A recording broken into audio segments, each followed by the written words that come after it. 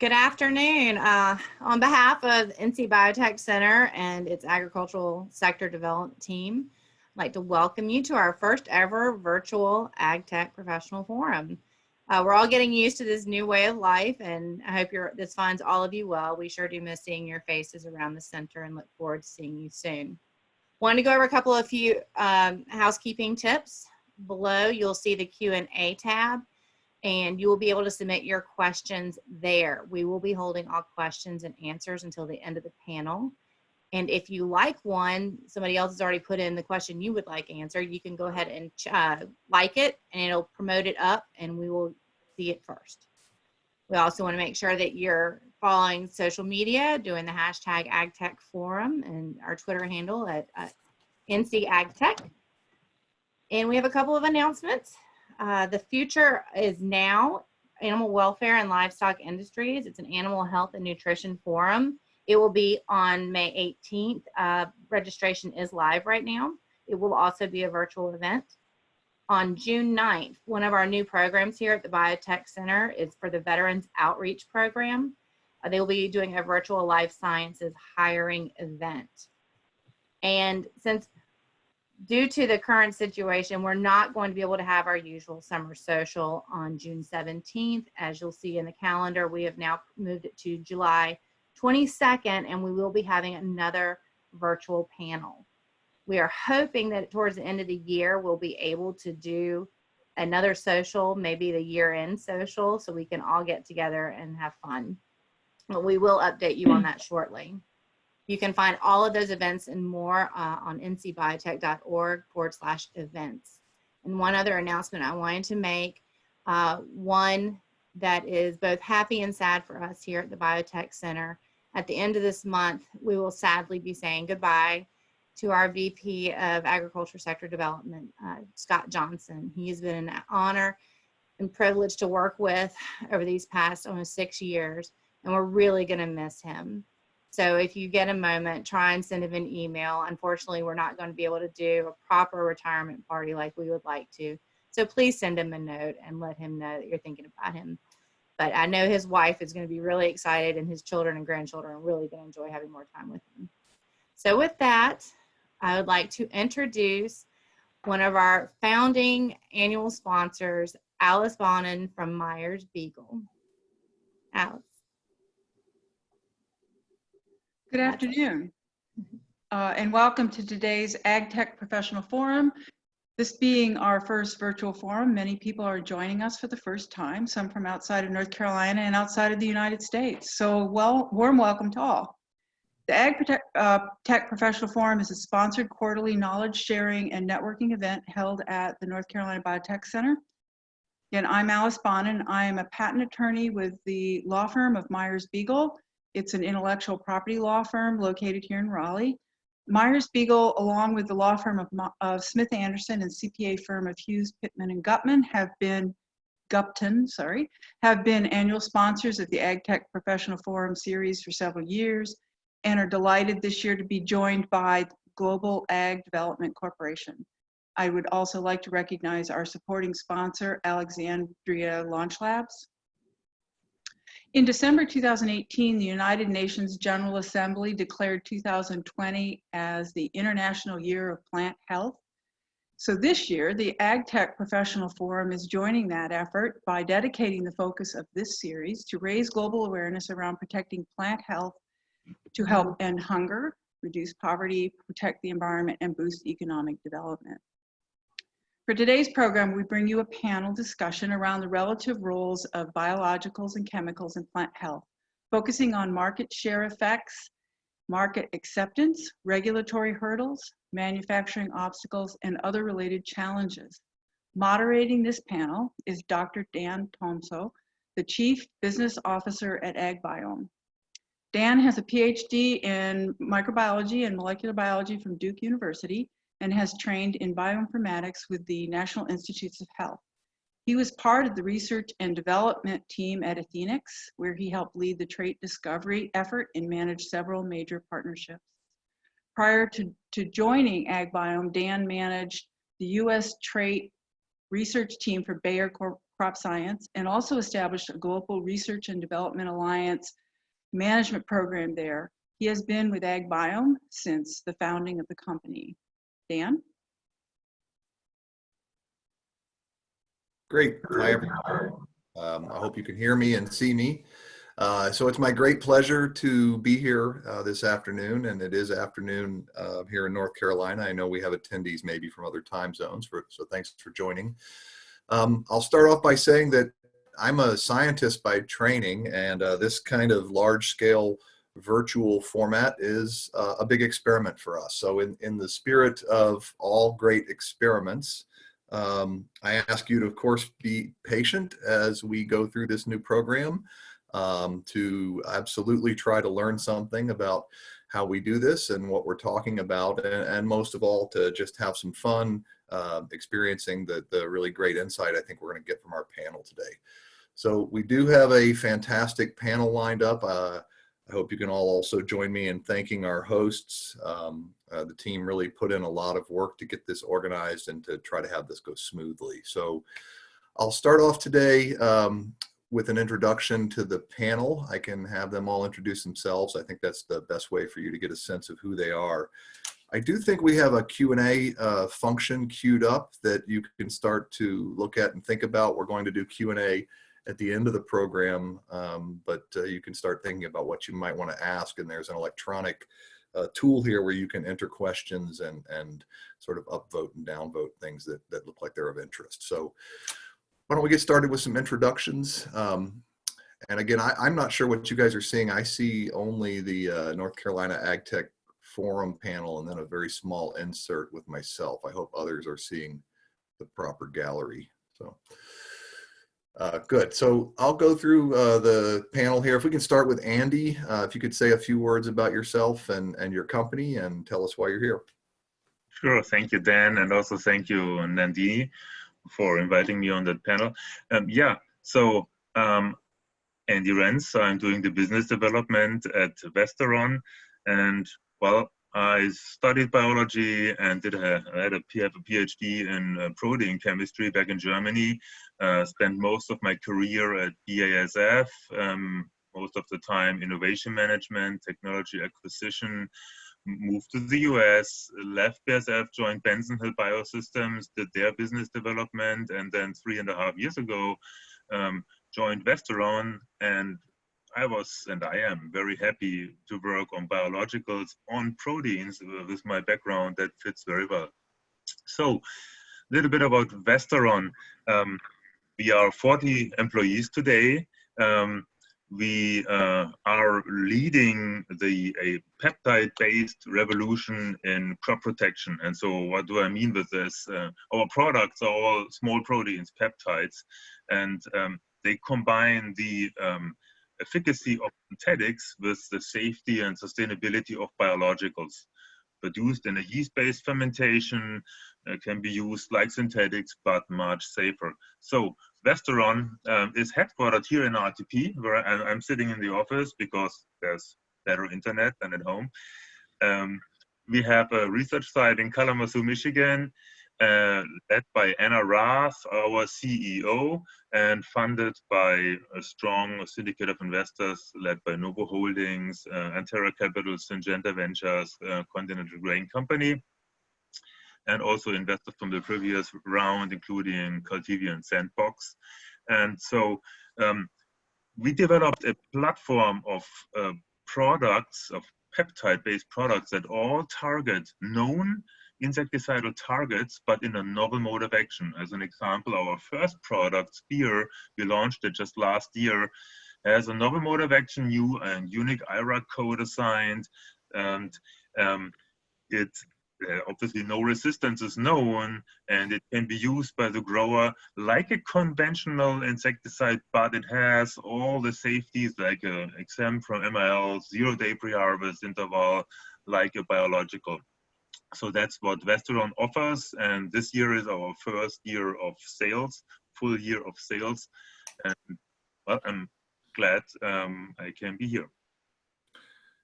Great, thanks, Andy. Natalie, do you want to introduce yourself, please? Yeah, thanks, Dan. I'm pleased to be here today representing ADAMA USA. ADAMA is one of the world's leading crop protection companies. We strive to create simplicity in agriculture, offering farmers effective products and services that simplify their lives and help them grow.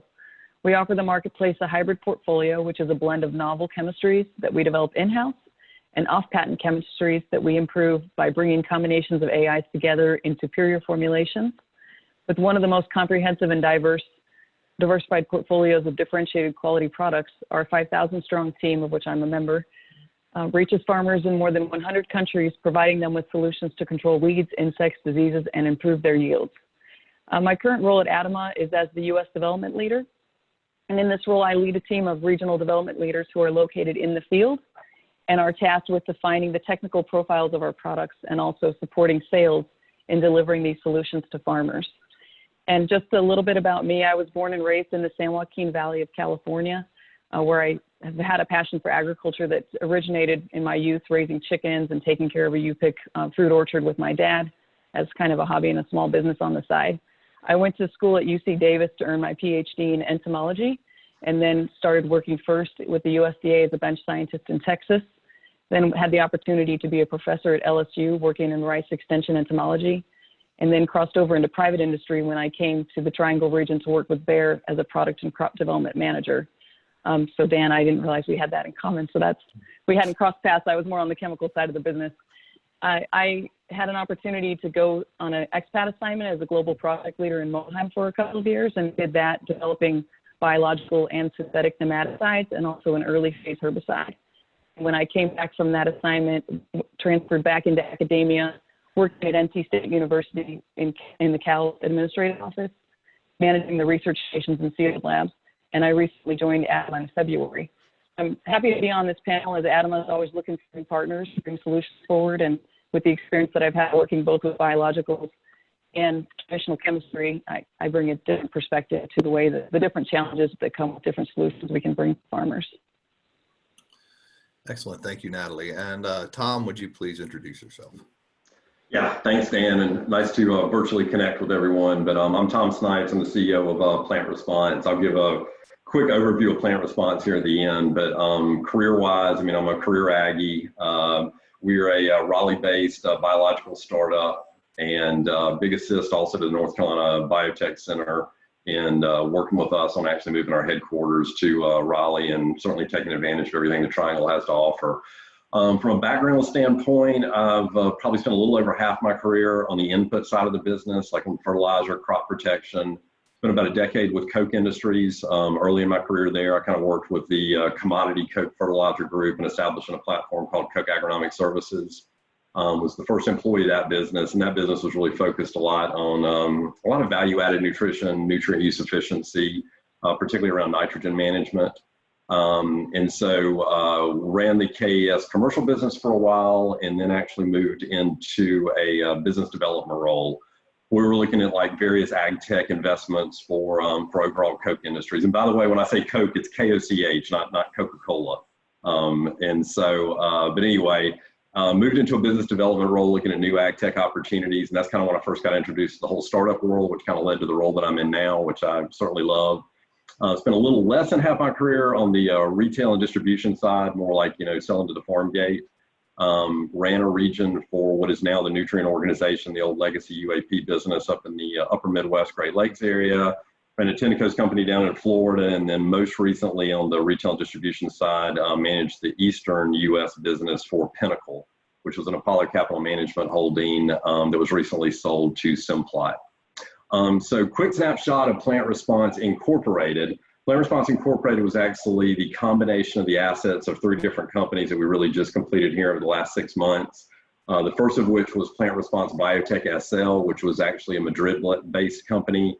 It's a spin out of the University of Polytechnique de Madrid, which is an ag university there in Spain, doing a lot of great work, work on different biologicals products, and a lot of work around sustainability with, I guess I'd say, various academic partners across Europe. Koch Biologicals, which was actually a group that I helped do some of the initial work on when I was still at Koch. And that really consisted a lot of the Mendel Biotechnology group that they acquired a number of years ago. And then the last one is Pathway Biologic. And so Pathway is a great company based out of Florida that makes some really good, robust formulations of microbials that are focused on particularly nutrient management and nutrient additives. And so also say that we're absolutely blessed with a world-class management team. Certainly couldn't do it without a lot of the group that we've put together. And the last thing that I guess I'll kind of add is one of the things that really drove these three companies together, because I know there's probably startups and other folks that are on here today, is really the like-minded approach of this can be a tough business, as a lot of you guys know. Biologicals are very different. It's not really a fertilizer approach. In a lot of ways, it's not really a crop protection approach. And so I think all three companies thought that the resources combined gave us a much greater likelihood of success than any of us as a standalone. So our goal right now is just to continue to grow the business, and also with the support of a lot of great strategic investors, like, we've got Bayer, Novozymes, Yara, Coke are some of our strategic investors, as well as a lot of financial investors, continue to grow the business and potentially also do a little bit more acquisition work in the future to continue to grow the portfolio. Perfect. Thank you, panelists. So let's go ahead and get started. I saw a little bit of chatter. Hopefully people are all able to see the screen properly, but nonetheless, we're going to push ahead. So to get us started, I'll ask each of you to weigh in, and I'll just kind of call you out in an arbitrary order about the field and a little bit about terminology. So what do we mean when we talk about plant health and biocontrol and biologicals? I think there's a lot of stuff wrapped up in that. So maybe give me a few words, each of you, on your perspective of the terminology of the field and what we're really talking about. And let's start with Natalie this time. So my view of plant health is starting out with a pretty broad one in terms of I look at all the products that we bring to the crop as being there to unveil the potential, the yield potential of that crop. But I know as we went into this discussion, for the purpose of today, we're going to boundary our discussion primarily around those things that are either pure biological chemistry or something inspired by the biological or the natural world. But I do think that sometimes it's for sure an interesting discussion to have, to say we're bringing all these solutions forward so that we can really protect the yield potential of that crop and get the most we can out of it. But for today, yeah, biologicals, I developed some biologicals that were based on synthetic chemistries, and then others that were really pure biologicals, and they had very different profiles and different challenges and opportunities of where they could go in the marketplace, how they could be handled and stored. So when you delve down into more of those details, it's where it gets tricky, and it's important to pay attention to those details. If it's a real living organism versus something that can have an easier time being stable on a shelf in a warehouse, for instance. Great. Andy, you want to comment when you think of plant health and biologicals, what do you think of? Sure. Well, obviously I and also Nandini, we both think plant health includes biological, biocontrol, pest control. That's why I'm here, I guess. Plant health, well, really is being used by different size, different companies in a very different way, right? So let's include biocontrol as well, of course. In a stricter sense, if you look how, let's say, BASF looks at plant health, that is clearly distinguished from crop protection. But hey, if you look at strobilurins, for example, which was a fungicide, and then there was a plant health effect also identified different use rates. So there are differences from a regulatory perspective. There are clearly differences between biostimulants. Actually, growth regulators are again a little different, and let's say inoculants, and of course crop protection products. Regulatory is very different. But yes, in the end, if you control pests and diseases, obviously the plant is healthier and you have the yields you expect. Tom, anything to add to that? Yeah, I mean, I guess I'm sort of like the non-technical member of the panel today. I'm the only one without a PhD, so I feel shamed. But I guess I'll speak to it a little bit more also from the commercial side of the business as well, because I think there's a little bit of evolution. I think everything that they're both saying is true. But at the same time, too, I think that the biological grouping has almost gotten kind of confusing to the field, the market, the grower, the customer. And so I think one of the things that is a positive in this whole industry right now is you're starting to see a little bit of a shift, I think, in grower sentiment and even at like the retail and distribution structure because I think that they're starting to see better fits for biologicals, whether they be biocontrol or biostimulants or whatever.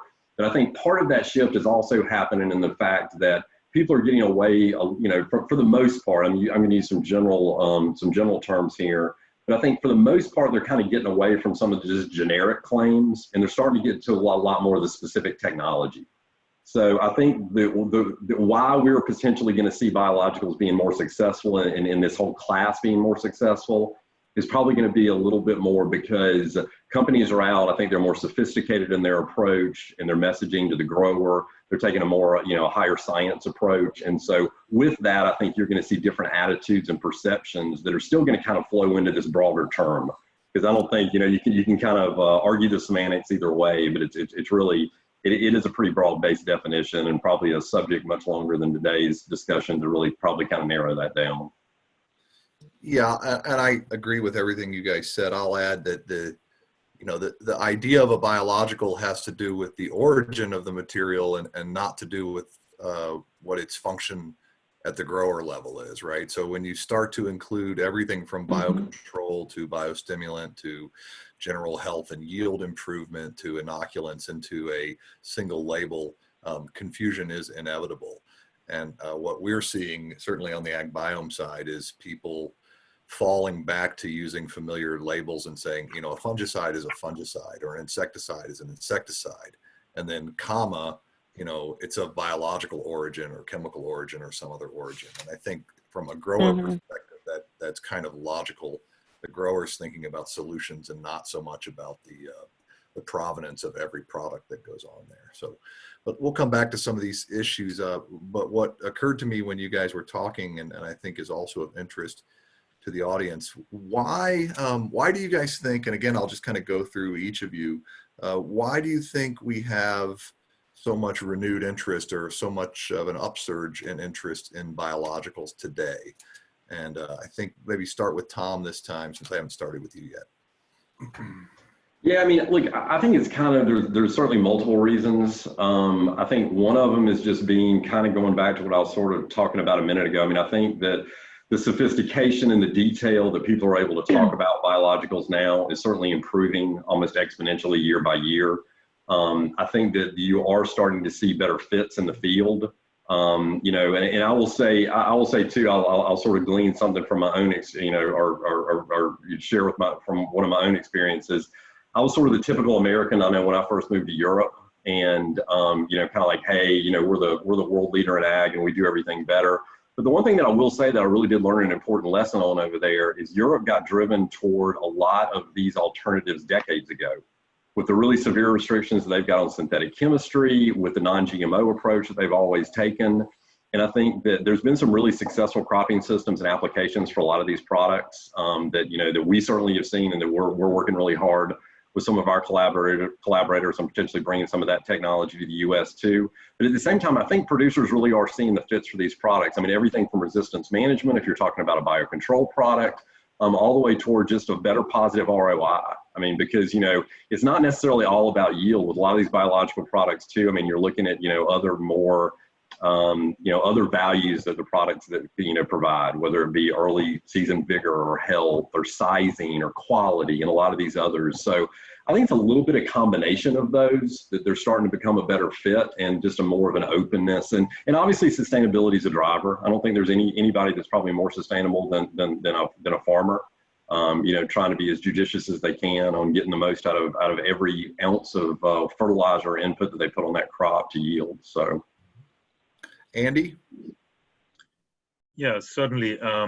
Well, looking at insecticides or pesticides, well, synthetics work very well. But if you look at Europe, for example, or also US, let's look at neonics, neonicotinoids, a very modern and popular class of insecticides, but they were either drawn from the market, like in Europe, or at least in the US, there were some settlements and the labels were actually removed and taken from the market.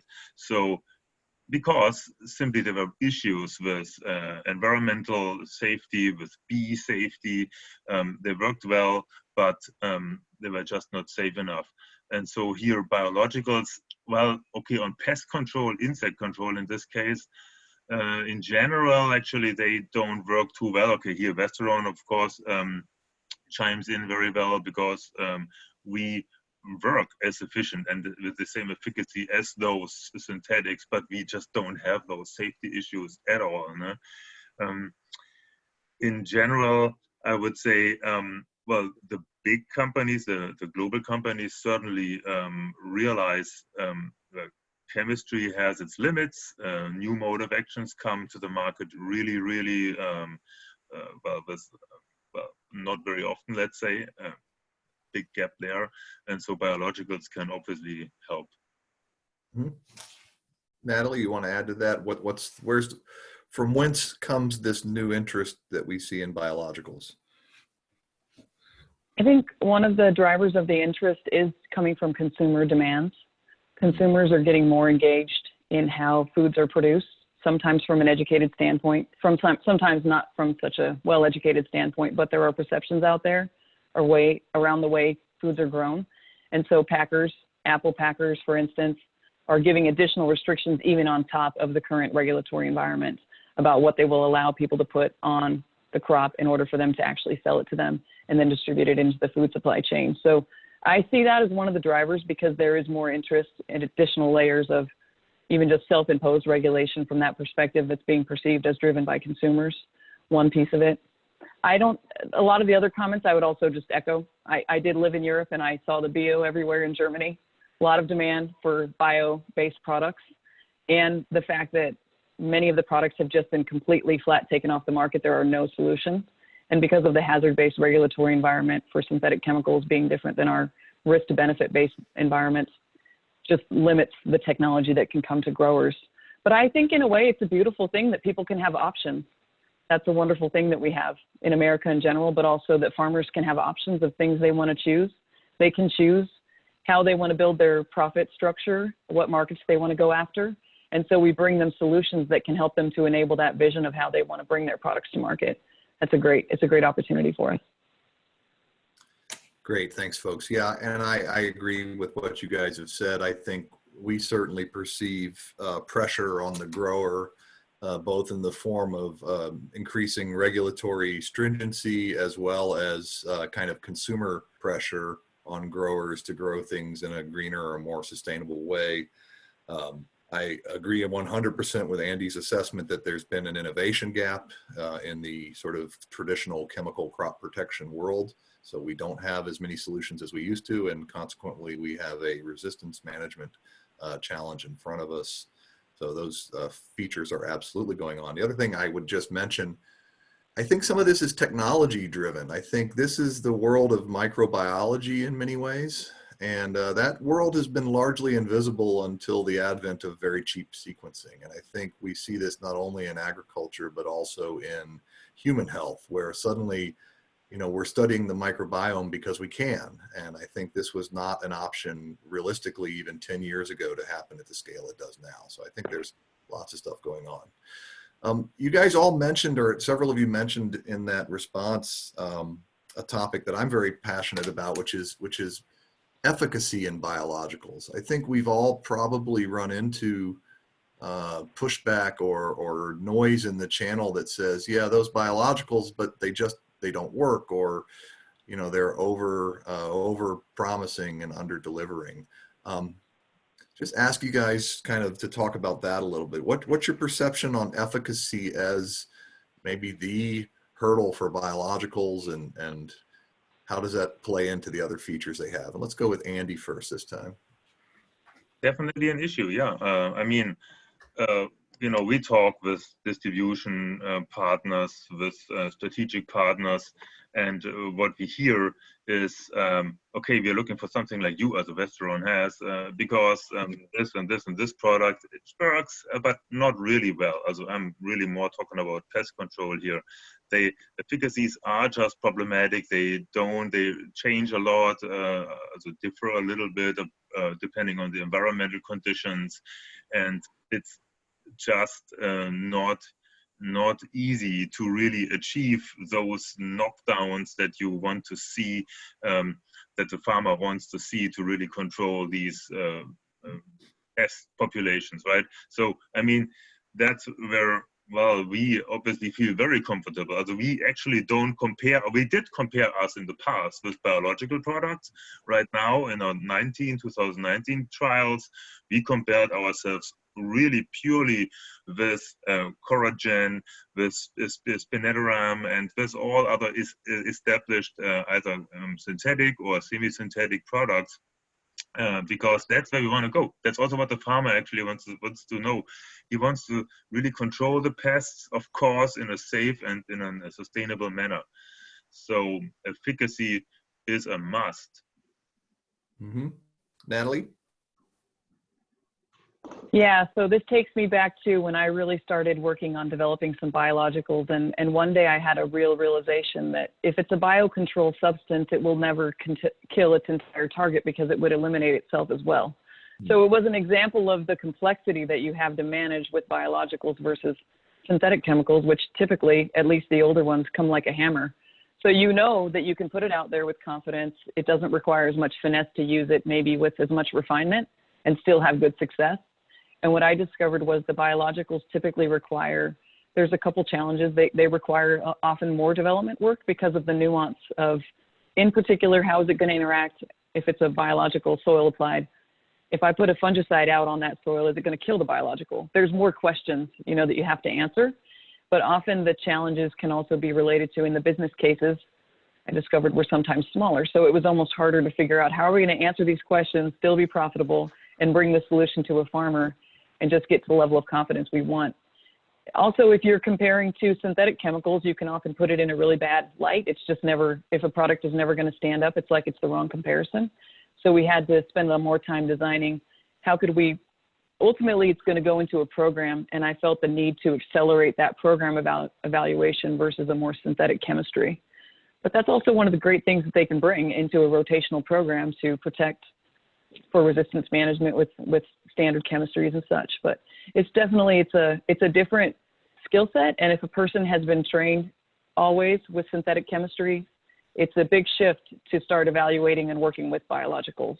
It's just a total retooling of the way that you do development work, in my opinion. Mm-hmm. Tom, anything to add regarding efficacy as an issue in our field? Yeah, I mean, and one of the things too that I think we all just have to be honest with ourselves about, like there's a lot of stakeholders that I think are present on this, you know, virtual conference today in biologicals. But I mean, you hit the nail on the head earlier when you kind of alluded to the fact that over-promising and under-delivering. And I think that has been, unfortunately, a real problem that we've had in this, and we all just have to face up that it's there. There's a stigma associated with it. Mm-hmm. And so, look, naturally, just kind of like what, you know, what Andy and Natalie were talking about, and, you know, you're going to have some natural variability with biological products. You're not going to get probably the level of efficacy that you do, but it really does have to be efficacy-based. And one of the things that I think companies need to be careful about and not to run from is that it's rare you're going to have a product that works in all places in all situations. I think you're going to get a higher degree of credibility with the grower, with your retail and distribution partners, if you can really go in and intelligently talk about your product, what the technology does, but then also being honest with yourself on what does it not do. Because I think, you know, whenever we can start trying to use these as specific tools and technologies to go and optimize crop production, that's when I think that you're going to start seeing a much different attitude toward biologicals overall. But all of that, as you say, is completely based in efficacy. And I think that, you know, look, there's certainly a little bit of the Wild West out there as it relates to claims at times. I think we all know that. And so I think, you know, the more standardization that we can have with that, you know, as many peer-reviewed, you know, publications and other things that I think you can go and, you know, and highlight your technology in, I think it'll just continue to improve that. And also kind of going back to the sector overall, I think it's just going to be a positive for the sector overall as it kind of rebrands itself to some extent. I'll just follow up, Tom. Do you think we have there is no universal standard or even widely used standard of efficacy, right? So how do you think people should assess efficacy for products like this? Yeah, I mean, you know, it's tough. I mean, you've got, you know, traditionally the old standard that everybody's thinking about, okay, you know, use product X and I'm going to get X more bushels. But at the same time, like we talked about earlier, on a lot of these products, there's softer benefits. It could be sizing, it could be quality. I mean, there's a lot of other things that biologicals have the potential to go deliver. And so, I mean, I think it's hard. I mean, at some point, and I know we don't want to probably really get into a regulatory discussion here as well, but at some point too, there is probably a place for kind of understanding, how we're looking at these products. I think that it is hard. It's a tough space to kind of figure out what is the right path. I mean, what is the right role of EPA or the states and other people in that?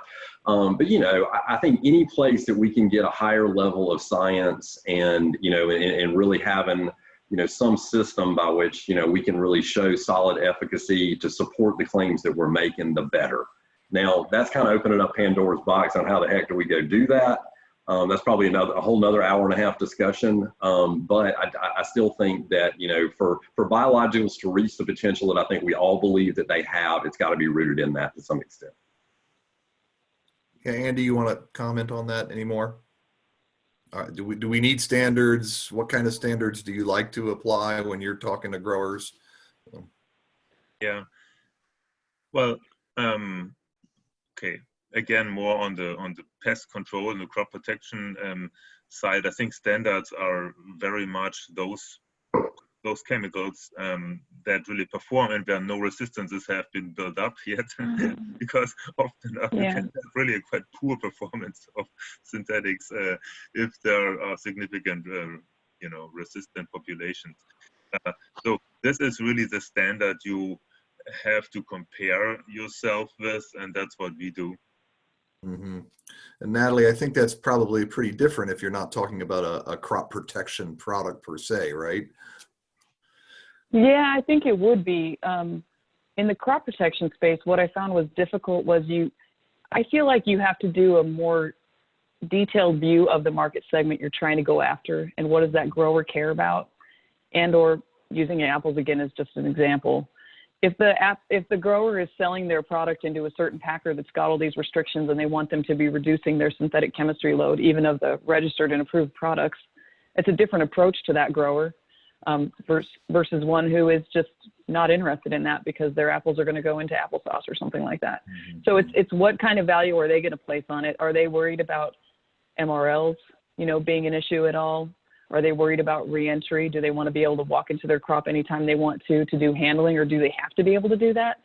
So it requires a little bit more time, I think, to get into it. And it's usually more small segments that you're going after, which just requires more mental, and resources in a different way too. But I do think it depends on what you're selling against. So if you're selling against another biological, you should compare yourself to that biological. If you're selling against a synthetic, that's a completely different positioning. If you're selling it to fit with a synthetic, that's yet another different types of positioning, which highlights the complexity that I discovered trying to develop biologicals, where trying to design those protocols, you really had to get tight with marketing and understand how are we planning to sell this. And then that's how I need to evaluate it to give you that confidence to go to retail and a grower, with how they would then be able to also take this solution to a grower. It's more complicated than a synthetic chemical, in my opinion. Yeah. Because then you just compare to the synthetics and you don't worry about the others. I mean, really, frankly. Yeah, go ahead, Andy. Sorry. But I just realized here there's the bee in my background. So I should also add, it depends also what the situation is. Let's say almond trees during flowering season. Okay, exactly. You really want to have a bee-safe pesticide, right? And that's, for example, where they are actually, the chemicals are not a good comparison. But let's say here our product does just very well. Mm. Yeah, and that relates a little bit to what Tom was saying. I think being specific about the efficacy that your product brings, directly putting that in terms of when the grower is going to use it and for what, and not simply promising it does everything all the time, because I don't think, even the best synthetics don't do everything all the time, or certainly shouldn't be used that way. So great. One just related to that question and a little bit different, and maybe you all don't have to respond, but just give me a sign if you'd like to. Are we fighting a system that is used to traditional chemicals? And I don't mean the growers in this case. I mean the ag companies and the channel? Is there a problem with a system that's expecting certain kinds of products, and here we are delivering different kinds of products? Anybody want to tackle that notion? I mean, one of the things I guess I would add to that, Dan, is just that it's like what you referred to earlier, and Natalie kind of hit on it as well, is that whenever you're trying to go and take these products to market, like it's not a nutrient cell, it's not really a crop protection cell. And so, I mean, I think that you've got to go in and really strive to differentiate, but, you know, also kind of train the trainer and, you know, really kind of work with your partners, whether it be growers or retailers and distributors in the field, you know, to really kind of highlight the product and, you know, in the way that it's used. Because you kind of hit on something there on the edges of it that, you know, I think that's one of the reasons why these products have had a harder fit in the market, is even just the way that they're sold, because it is very different than a synthetic crop protection chemistry cell. And there's probably some, you know, not stigma, that'd be the wrong word, but there's, you know, some high barriers, some high expectations there. I mean, we are blessed with, I mean, companies that have provided incredible technology that have, you know, allowed, you know, particularly North American growers, but I mean, globally, you know, for people to really push past some serious boundaries. But I think now that people are starting to see a little bit more of where the biologicals do fit and how they kind of fit into a cropping system. You know, is it a new application that's just going to simply bring more yield? Or, you know, kind of like Andy, I think, was talking about earlier too. I mean, I think there's a lot of combinations of these products that certainly make a lot of sense from, you know, resistance management and other things as well. Yeah, let's explore that a little bit, because this is a topic that we're certainly interested in at AgBiome. And the two things I'll bring up, which are related, are rotations with chemistry and combinations with chemistry. And, you know, I guess I have a bias personally that we've got an intermediate situation for a lot of growers where maybe they can't see how to get to a chemistry-free world, nor are they really incentivized to do that. But there's certainly a lot of people that seem to be interested in combinations, and whether those are mixed or rotated.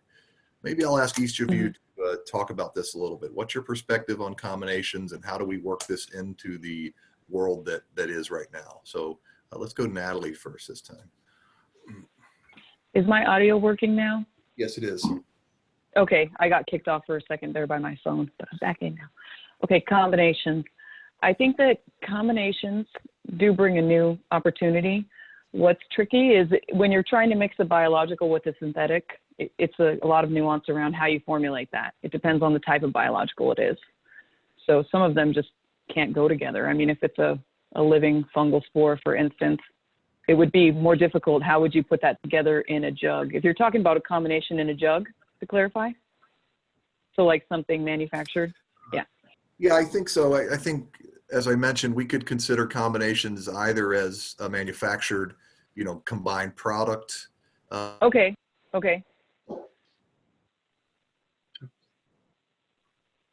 No, Dan is frozen. Oh, you froze, Dan. We were doing so well. We'll get solo without Dan. I think I know what Dan's getting at. So it depends. So if it's going to be premixed in the jug, I feel like it's more complex when you're putting a biological with a synthetic together. If you want to put them out together in the field, that also has different nuances to it, but it can be easier sometimes to develop that concept. You could give yourself a little spacing between them. You can use different application technologies. You can go at a problem from above the ground and like in the soil. So it depends on the problem you're trying to solve, in my opinion. But there's also the hurdle of needing to prove that biological that you're adding to the synthetic or vice versa is actually bringing additional value to the grower, because then there's also going to be more cost associated with that.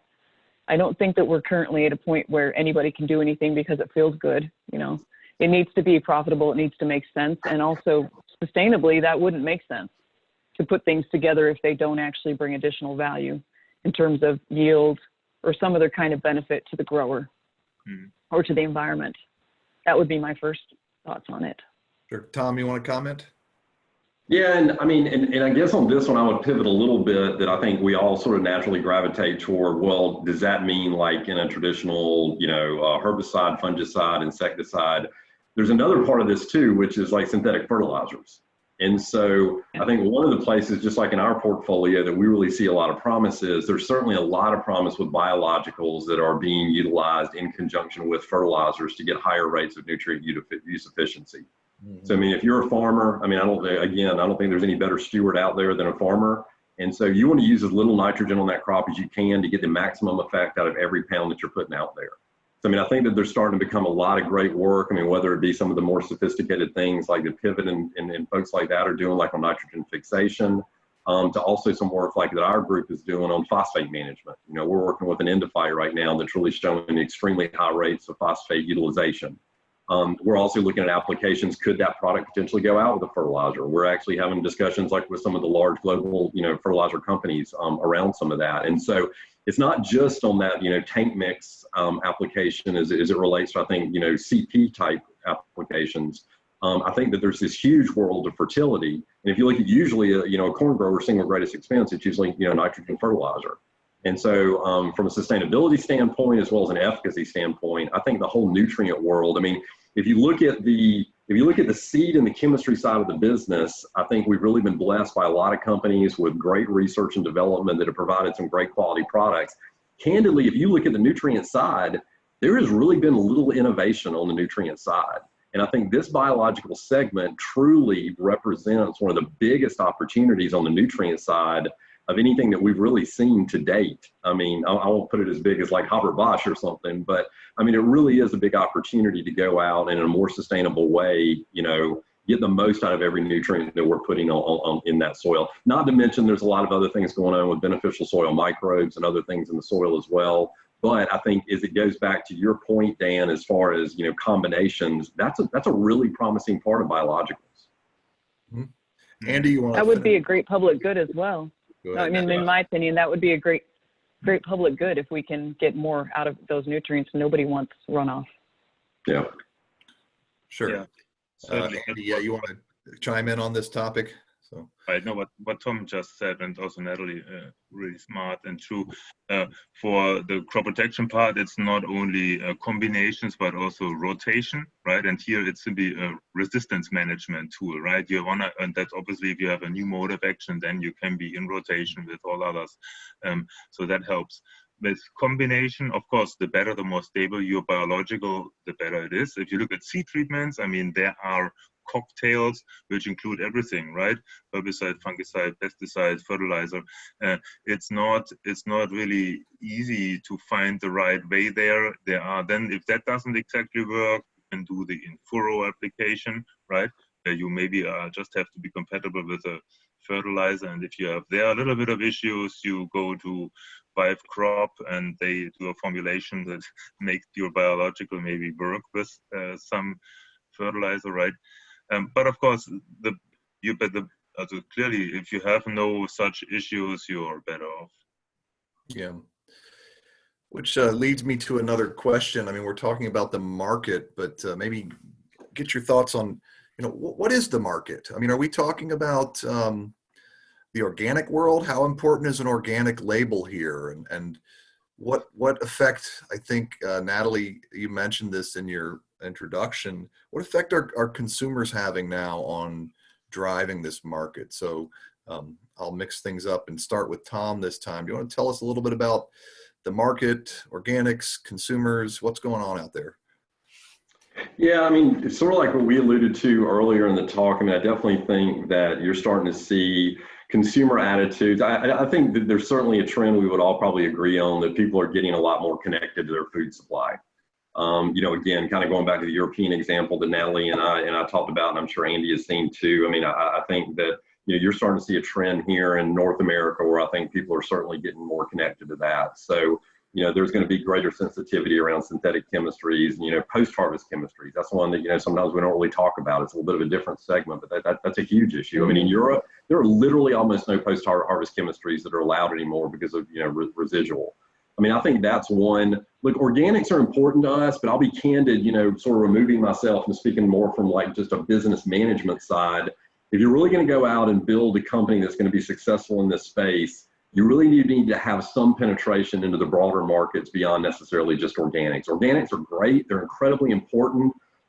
They're a smaller piece of the market sometimes, and I think what maybe sometimes people realize, you could go out and get a significant share of the organic market, depending on your cost structure and your burn, like in the startup world. It may not be enough. And so I really do think you've got to have a little bit of a balanced approach on, your own, at a minimum, some of the larger specialty crop acres, but, really looking at applications as well, like on the broader acre crops, to really be successful. And I also do think that there is becoming a greater acceptance, not only at the consumer level, but at the farm gate as well, for what a lot of these products can do, because they're certainly dealing a lot with that. A lot of cases, they're certainly dealing with food companies that are coming in and giving them a higher level of guidance and restriction over what's going to go into that crop, identity preservation. I think, unfortunately, given the whole environment we're in right now, we're in this sort of, world where we're all focused on the next report of COVID. But we're going to get back to that. And I think, particularly as it relates to our food supply, I don't think that's a trend that's going to go away. Great. Andy? Yeah. What is the market? Yeah, also even companies that are selling OMRI certified products, the organic market is below 20% of their real market. So it really doesn't matter. And if you look at the biologicals market itself, compared to the synthetics, this is small. So the organic market is not big. And you're right, I agree. A company that really wants to target the organic market will in the end economically fail. But what really counts is the safety and sustainability for the environment, for the consumer. That's what really counts on plant health and on crop protection products. Yeah. Natalie? I think if you don't have the OMRI certification, then you just can't play in that marketplace at all. But I agree completely with everything that was said, that if that's your only market you're going to go after, it's very difficult to justify the type of investment you'd have to make to get some gains off of that and actually build a solid business. So that would be my main thought. But what's also ironic is that one of the biologicals I had, we couldn't get an OMRI certification on it because it was a biological based on synthetic and with some synthetic characteristics to it. And it was also difficult, though, to wrap our heads around how to position it. It's a biological, but it's not organic certified, but it's nice, but what is it? So when it doesn't fit into a box, it can also be challenging for an organization to put things into a category and to think about how you're going to talk about it to your customer. It goes back to what's the problem they're trying to solve. There's a reason why that acre is organic. It's either a market opportunity or a personal opinion, or, and so that's kind of getting at that too. Yeah. And what about territories? What are the important territories for biological products? Let's do the same order. Tom, if you'll go first. Wow. I don't know. That one's a little bit. All of them. Yeah, it's easy, right? Yeah. I mean, it's kind of, you want to be everywhere. I mean, obviously, I think there's just because of the higher value nature of a lot of the horseshoe in the United States and a lot of the specialty crops that are kind of grown in that area, you probably got a little bit of not a lower threshold, but you've got a budgetary opportunity that's a little greater in some of those crops. If you're a specialty vegetable grower in Florida or Southern California, then usually those are higher value crops where maybe they've got less sensitivity from a cost standpoint. But again, I do still think that if you're going to be successful trying to build a company overall, you still need whatever representation you can kind of get in some of those other crops as well. But you've also got a lot of your other emerging markets too. I mean, just like obviously South America and Central America. I think we all see, I know most of the comments I've been making today are probably been, more North American centric, but I mean, it truly is a global market. You've got the seasonality of a lot of these things that are happening now. So I think, if you're really going to try to, truly build this out, then you certainly want participation where you can, but it certainly is going to be dependent on your product, what your cost of goods sold is, and kind of what your value proposition is, kind of like Natalie was referring to a minute ago. And so I don't know, I'll probably do a great job answering that one. Hopefully I was successful in just, taking up some airtime and didn't really tell you anything useful at all. So. No, it was useful. I think it's a global geography. Natalie or Andy, anything to add to this? What are the territories that matter here? Yeah, also just something I wanted to add, as Tom just said, really territory alone is not really the important factor. Of course, it is obviously a demand for novel and innovative and safe products is important, and that's why Europe is important, US is important, but there are other countries. But then also it depends on kind of what kind of product you have. If you have an inoculant, or if you have a seed treatment product, which can go on row crops, then obviously Brazil, if you're looking for high value crops, then all of a sudden Brazil is not so important at all. But then it's more countries that are actually produce for, let's say, even in countries that don't belong to US and Europe, let's say Peru, Chile, those countries that export to the US during the counter season, they the growers there also want to use and have to use safer products, and so these are relevant geographies, right? Yep. Natalie, anything to add? I had a thought. I seem to have lost it.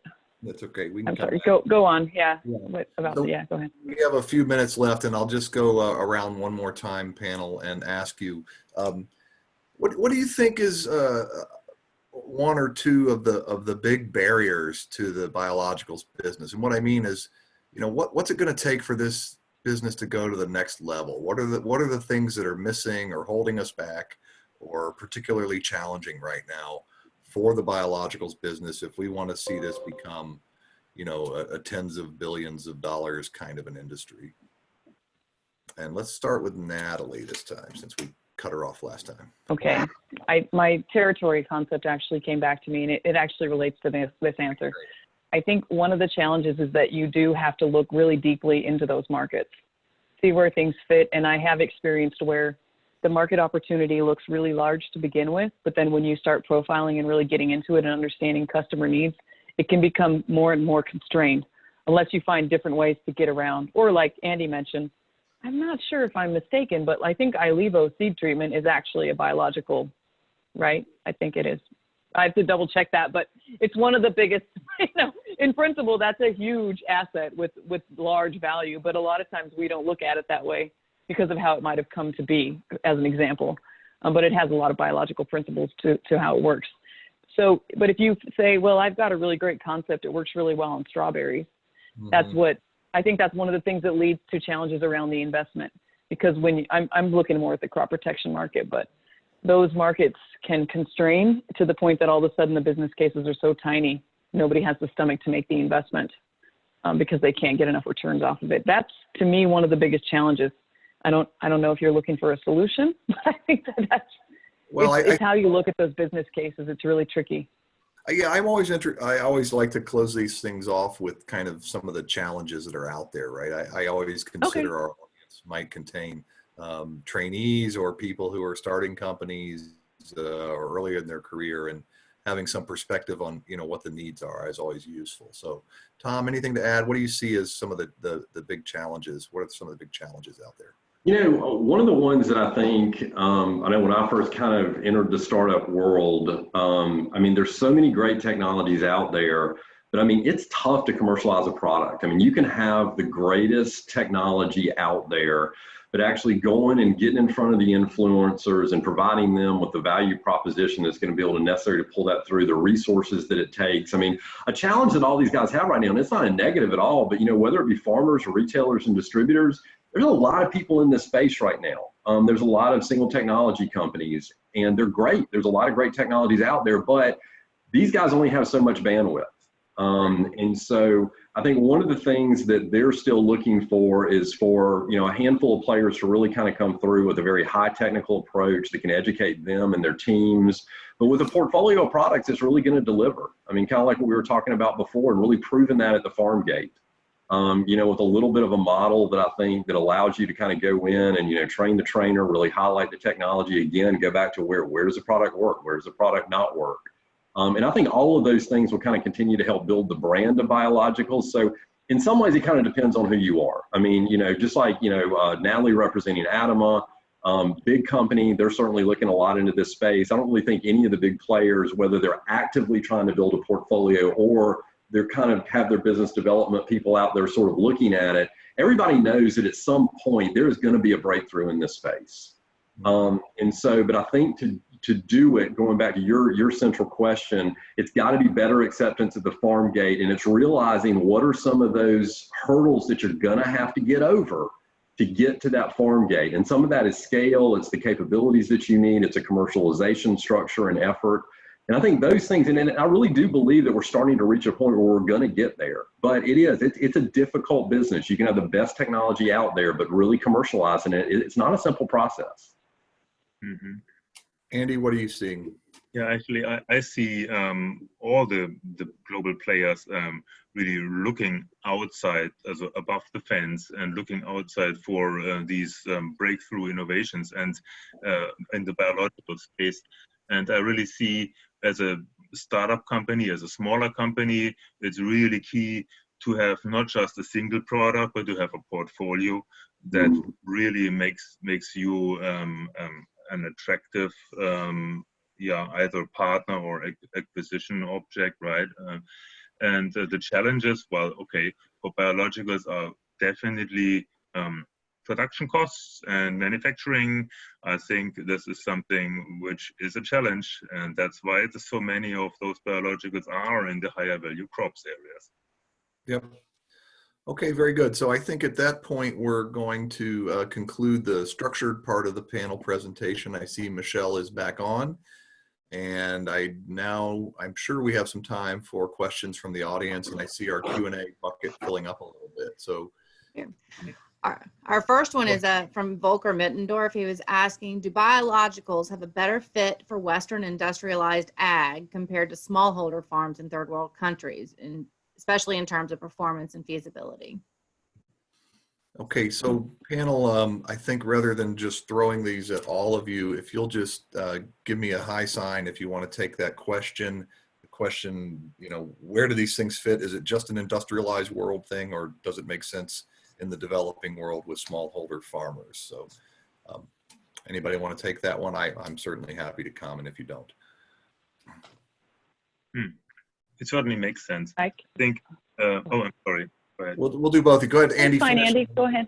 Natalie afterwards. It makes sense. I think the challenge, smallholders or simply very fragmented market, is how do you get the product there? So if you have an established, if you have a partner who is in this country and is familiar with it, then yes, that's possible. Otherwise, it's just difficult to get it to the growers. Yeah, Natalie? Yeah. Especially if it's a product that requires maybe refrigeration, for example, could be a real challenge theoretically.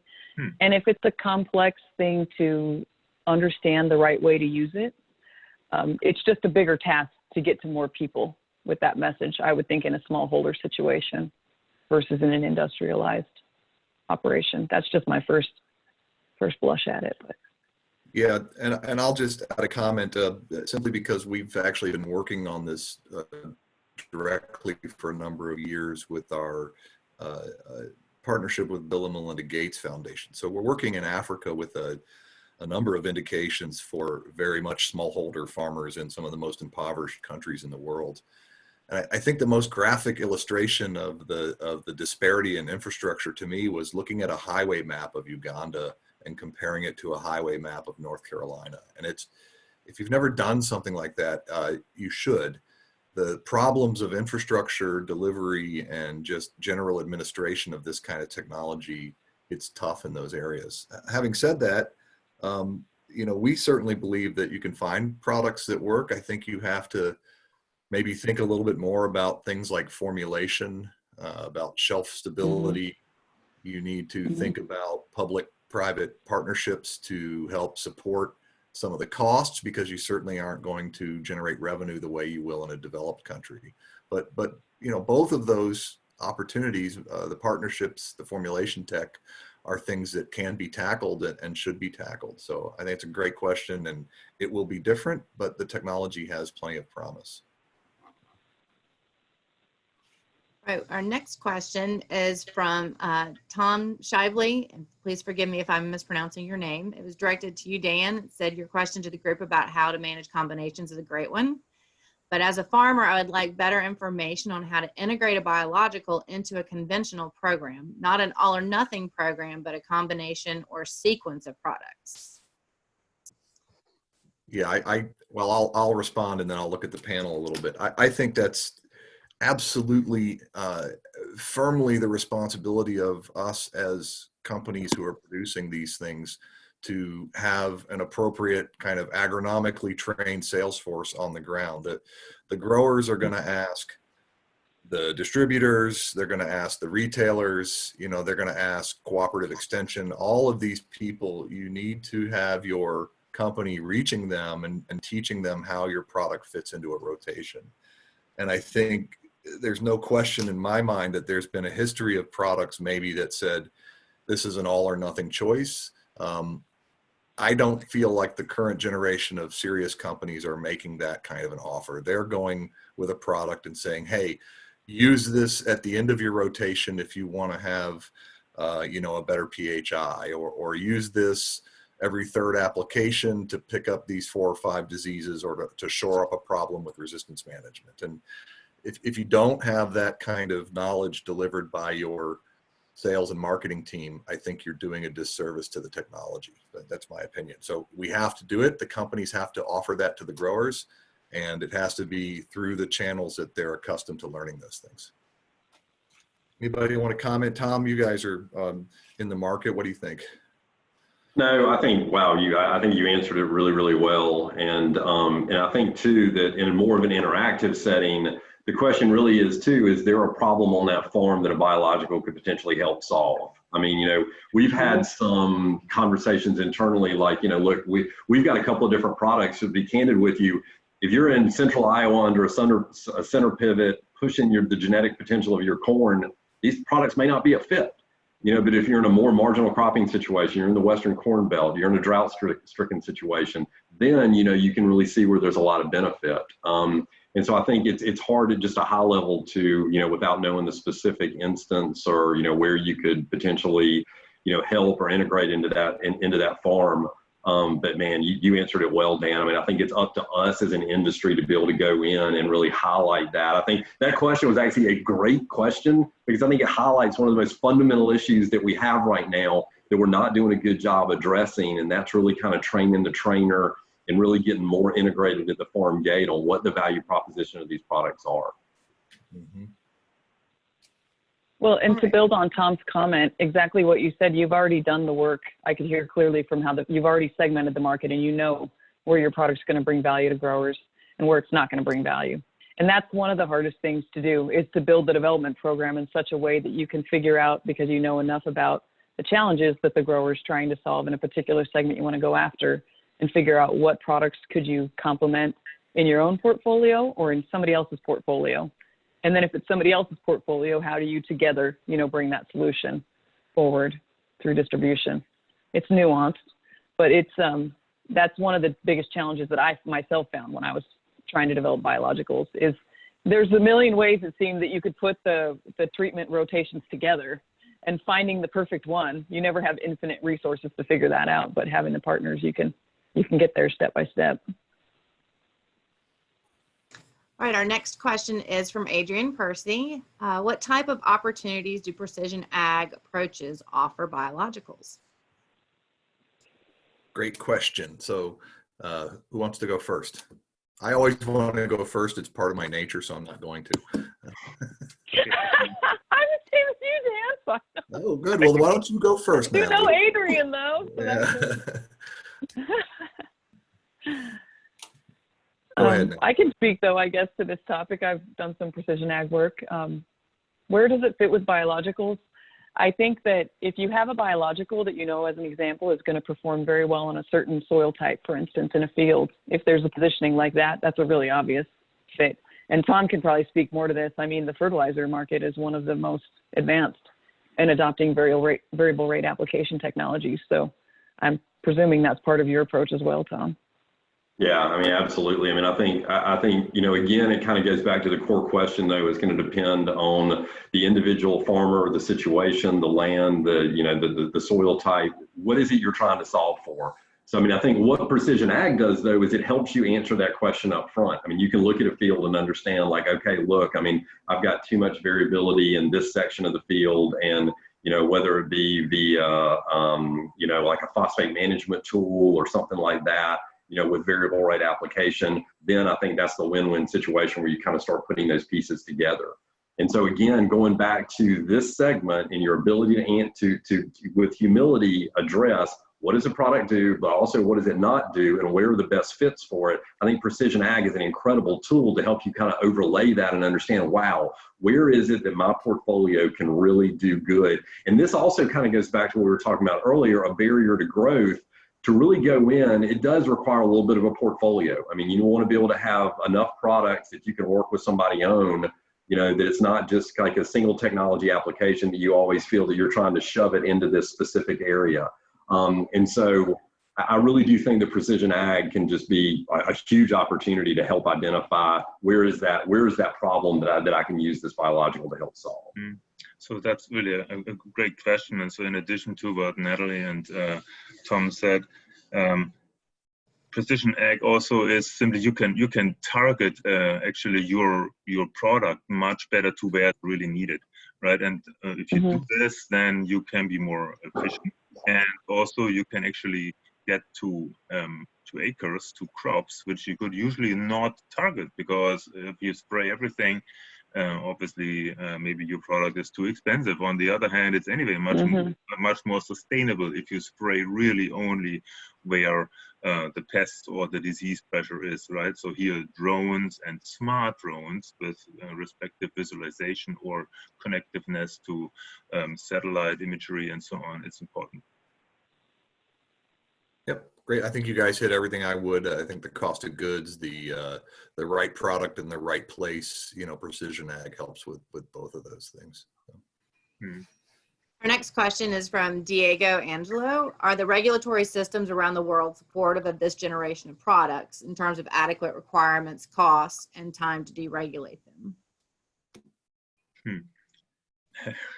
Well, okay. You're smiling, Andy, so you get to go first. Well, okay, so I am certainly not the regulatory expert, but Scott Jackson, who is leading our regulatory, briefed me a little, and also it is obvious. The regulatory system, it's so different from country to country, from region to region. Look at Europe. God, they really need products like many biologicals, and they want them, but it takes, well, realistically 5 years until you are through that system, until you can really bring that product onto the market. So it's just a very sad example. I hope that the Europeans, and I am European, change that. Also, it's quite interesting how, you know, what kind of different draws, categories your product actually is put in depending on the country. Very difficult, and that makes it so expensive.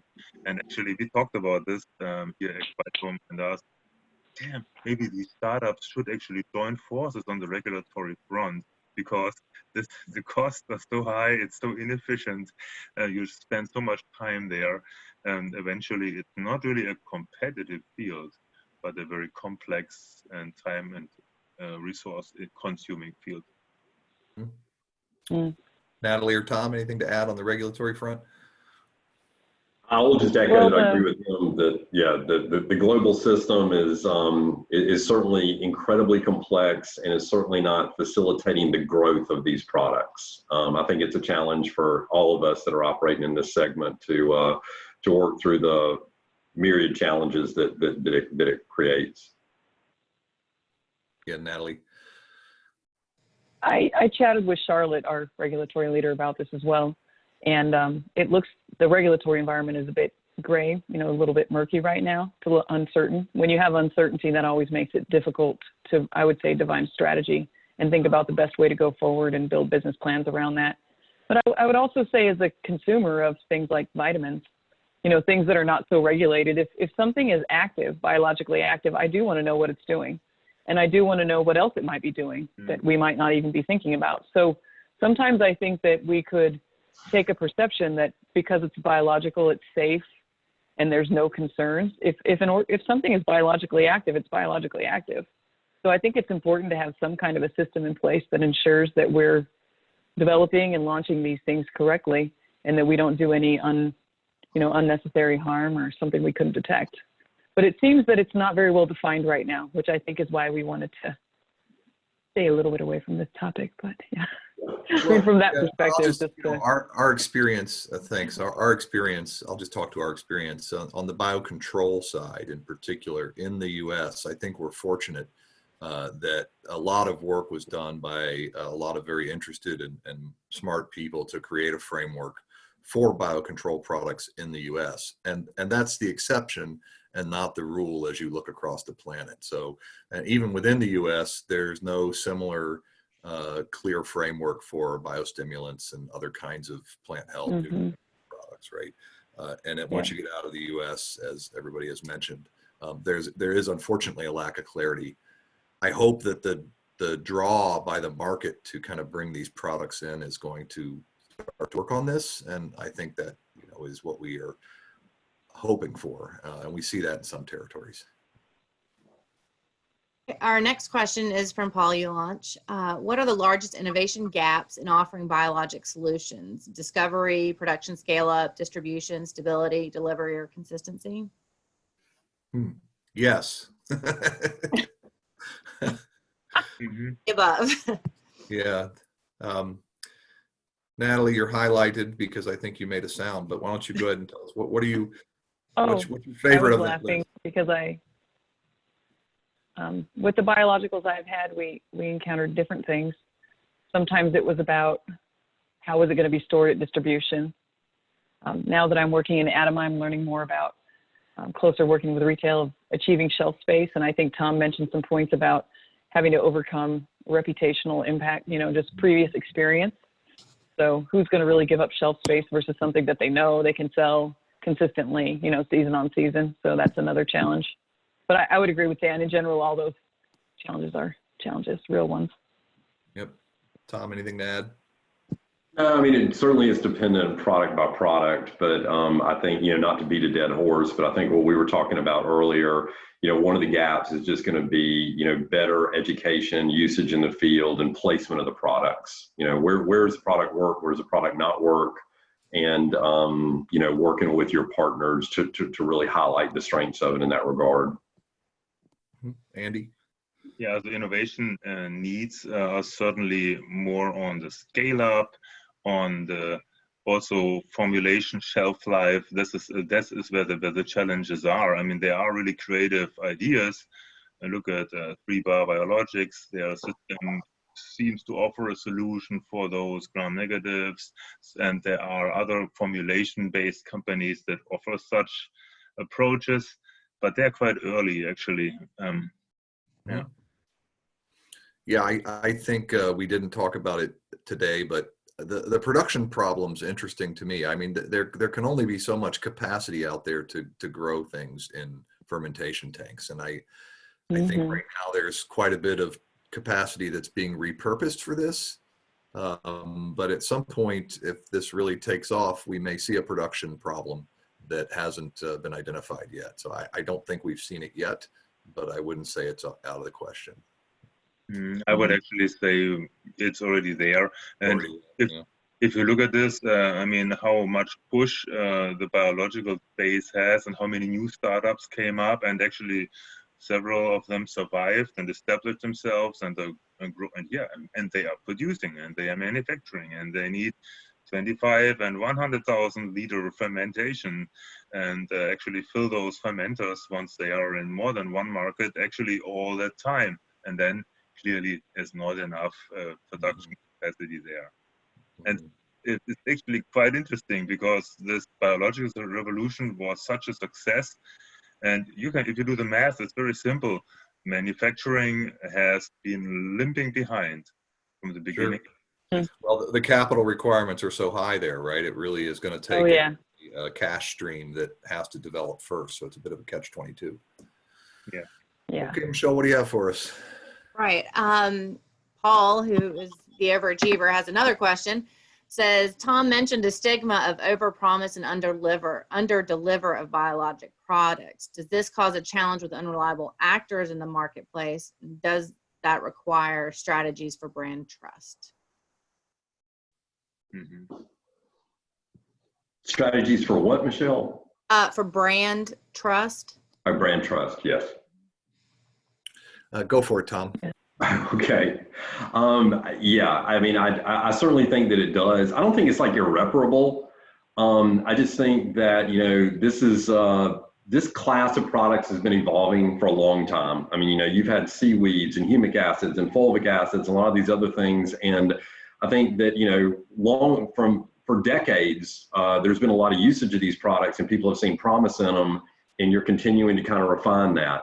Are there some bad actors out there? Yes, absolutely. I mean, I can tell you from my time, like in retail and distribution, and it's not just here. I mean, you can be in, you know, Bordeaux, France, or, you know, southern Spain, and you're going to see similar things.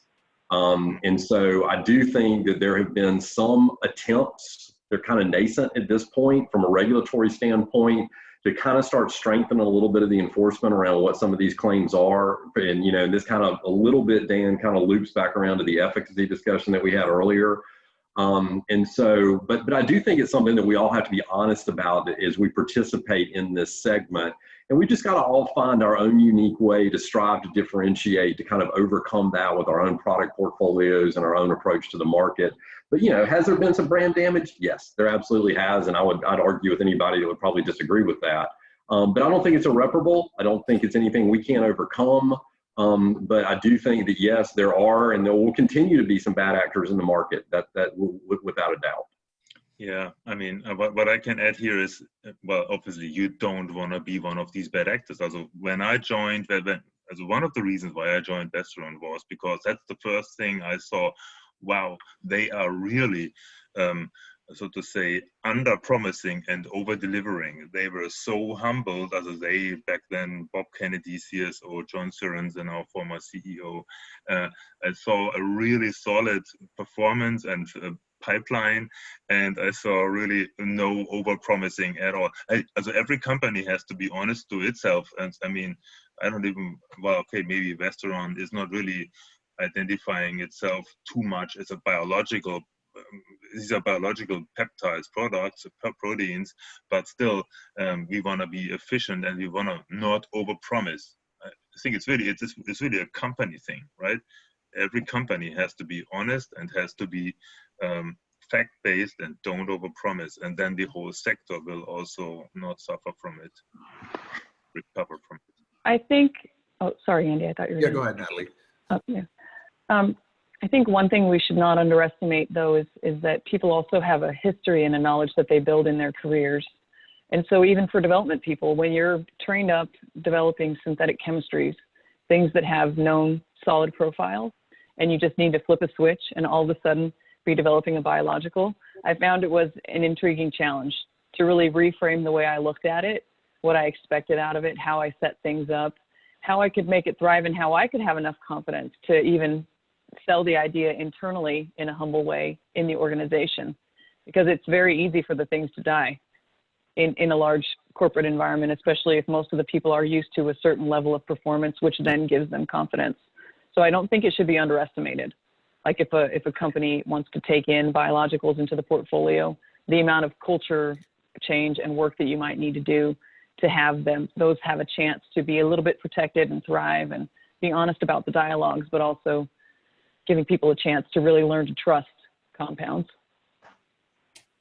Yeah, and I'll just add a couple sentences. I think we all live in a consumer world where we encounter unreliable products in just about every sector. And at the same time, we identify brands and methodologies that let us pick reliable products. So I agree with Tom's assessment that although there is some damage done, I believe that the growers who are out there making these decisions are going to be able to cut through that. And they'll cut through that by identifying trusted brands, by recognizing there are companies, as Andy said, that really deliver what they say they're going to deliver. And once that starts to happen, you know, those companies are very going to quickly squeeze out the shelf space and the market space, and take that space away from the people that are just out there with snake oil. So I think it'll work.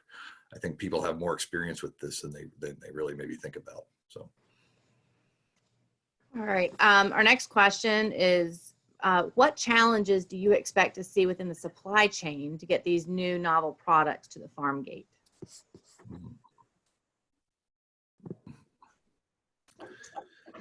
Yeah, so why don't we start in reverse order, maybe let Natalie go first. And when I think supply chain, is it really the supply chain per se that you're interested in? Well, I guess you can't respond to me because you're on a international panel of 200. So, okay, so supply chain, that's more on the production side, on the creating these products. Any thoughts on that, you guys? Okay, well, you alluded to the fact that if it's something you need to produce in a biological type of a facility, that's Right. a whole different skill set that you need to find people, who can do that. When I heard supply chain, I was thinking about refrigeration and such. I did have the experience once with trying to figure out, just even understanding what kind of capacities are out there in the supply chain in different countries you want to go into, to handle things that might be trickier, might need refrigeration. It's a whole nother layer, and you even have to start building it into your business plans. You might have to pay for that stuff. You might have to actually get the coolers to the distribution so that they have a place to put your product, because if that's a hurdle. And so it was an interesting nuance to experience that. That's a real thing, but that's why it's ideally you formulate away from having to refrigerate something if you can. It's just another challenge. Yeah, and why don't we But go ahead? sometimes we found it was more refrigeration out there than we realized. It really just depended it was almost an invisible barrier in the beginning too, that when we dug into it, there was actually quite a little bit of refrigeration in some markets. So. Yeah, why don't we open that question up a little bit for the rest of the panel and think about, everything between the making of that product and the grower, and just comment on that whole panel and what may need to happen there and what the challenges are. Sure, yeah. No, of course, at first I also thought about refrigeration. So clearly, if you need that, it's bad. Clearly, because it's not just room temperature, but look at a warehouse in Florida. There is far beyond room temperature, right? So your product has to be stable. Okay, and now then broadening it a little, I think for every company, it's important to have technical salespeople, product launch managers, all this on the ground, at least in situations where you go straight to distribution channel, right? So that you actually train your partners that essentially sell to the grower appropriately, right? Choose your partners right, and also have these kind of people on the ground. Great, yeah, Tom. Yeah, and I think these guys hit the technical side pretty well. I mean, obviously the shorter the shelf life, the more fragile the product. You're not it's going to have like an inverse relationship on market share. I mean, I think that goes without saying. There's another part of this, though, that I will say from a supply chain standpoint, you also have to consider is you also get into certain, particularly like northern climates, where you have a lot of these customers, they're doing like 70% of their business overall in like a 30 or a 45-day period. When that ground warms up enough and that crop starts going in the ground, I mean, it is mayhem. Between fertilizer trucks and seeders and all these other kind of things. So you've got to have the ability and the sophistication to be able to place your product like a larger company does, like the Bayers and, the Syngenas and ADAMAs and everybody else out there. And then the other thing you've also got to consider is even when you're running a really good retail organization, you've got leftover inventory at the end of the year. You actually don't want that retailer to run out of inventory, because if he hits zero, you lost opportunity. But the problem is if you've got a product that can't overwinter, then what are you going to do with that? If he's got 20% of that inventory left on that floor and it's not going to who's going to be responsible for that? So those are some of the things that I think particularly earlier stage companies have to understand and really kind of take into account, because it's complex. It's not just as simple as, a transactional relationship where here's my cash, here's the jug. There's infrastructure requirements, there is inventory requirements, and all those things really have to be taken into account if you're going to be successful, if you're not going to be a one-year flash in the pan. I want to be conscious of the time, but we have two quick questions left. Well, I don't know if they're quick.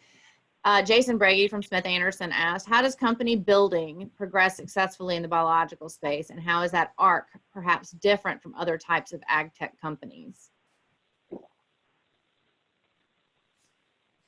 Michelle, what was the question? How is the company building? Yeah. Like the building process from startup Oh, to all okay, the I'm way through sorry. to, yeah. Oh, I really don't see too much of a difference here. I mean, startups, honestly, those companies that are really successful, VC backed, if you need, well, you need the right investors, not only strong, but also, I mean, strong in a way that they give you the right connections, not just the money, right? That's important. But I really don't see this as a big difference to other areas. Maybe someone else sees it. I'll comment briefly. I feel like there's a pretty significant difference in the business right now, in that the opportunities for buyout exits are greatly diminished versus maybe 10 years ago. And I think that has a lot to do with the pressures that big ag is under. So we certainly don't see the same number of companies starting and saying, hey, my business plan is I'm going to do this for a while until Monsanto buys me, right? I don't think that's viable the way it was 10 or 15 years ago. Not that that was a great idea 10 or 15 years ago, but it did happen more often. But the specific nature of biologicals versus other startups in the sector, I don't think impacts that as much. All right, and our last question from Dominic Resig. I remember when biologicals were the future, and now they're here in a big way. So what's the future for biologicals? Ooh. Dominic, How always perfect with is a that good for question. This is where we all say our company name and then just sign off. So Yeah. Yes. Well, excellent question, Dominic. I would say, well, biologicals that really work as efficient as, let's say, others. So simply, yes, that don't have all the shortcomings that we just talked about, shelf life, efficacy, and so on. And there are, I see several approaches out there. Also important, I mentioned it earlier, not a single product, but an entire platform. That really is consistent, that allows learning from the first to the second product and so on. Tom, a couple words, and then we'll give Natalie the last word. Yeah, I mean, I think that kind of going back to one of the things we talked about earlier, I think there's a huge opportunity that you're going to be able to get more out of every either ounce of crop protection chemical or pound of nutrient that's going on the ground with partnerships and looking at how these different biologicals interact. I think you're potentially looking at, you're going to maybe potentially get greater life out of a fungicide. If you've got like a biofungicide you can pair with it, or maybe you're able to impart some level of innate immunity on a plant where maybe it would arguably need less fungicides. So I think those are all unique ways that don't necessarily exist today, where this is going to fit that thing. So you're not necessarily replacing anything else. I think you're creating a new opportunity. And that's why I think we are as excited about the whole future of biologicals as we are. All right, Natalie, bring us home. So to Dominic's question, I know Dominic well. We go all the way back to grad school. So I think it does come back, building on to Tom's comments, really to partnerships. And it even includes very strongly partnering with people like Dominic who are in the land grant system, looking at programs, being closely tied in with customers and what the grower needs, and helping us to also figure out how these things can come together. And I think that one of the things also is that it's a biological, and that's a wonderful characteristic, but the more that we can look at these things just as solutions, it's one other solution in the toolbox for a grower is going to, and if we can have them stand up and be positioned correctly just as one additional solution, it's not better or worse than anything else out there. It's just a solution to a problem. It will help us to get over that hurdle and just have acceptance from the level of growers through to consumers and all in between. So the universities and companies can all play a role in really building a story that we can all agree and support and come behind. Great. Okay, so I think we're going to be done now. And thanks a million to our hosts and to Michelle and others for putting this together. Nandini did a lot of work behind the scenes to get the panel channeled into a focused mindset and did a good job of that. So thanks to those who did that. And of course, thanks to all the attendees. I see we had quite a few people on today. I also want to mention that there were several questions that were left unanswered. We did see them, and I will share them with the panelists. And if they have a response, we'll let them reach out to you privately. This program has been recorded and will be shared shortly. So if you had to miss a portion of it, don't worry, we will be sharing it later. So again, thank you to our panelists, and thank you to our annual sponsors, and thank you everybody. Stay safe, and we will talk to you soon. Take care. Bye, everybody. Thanks. Bye.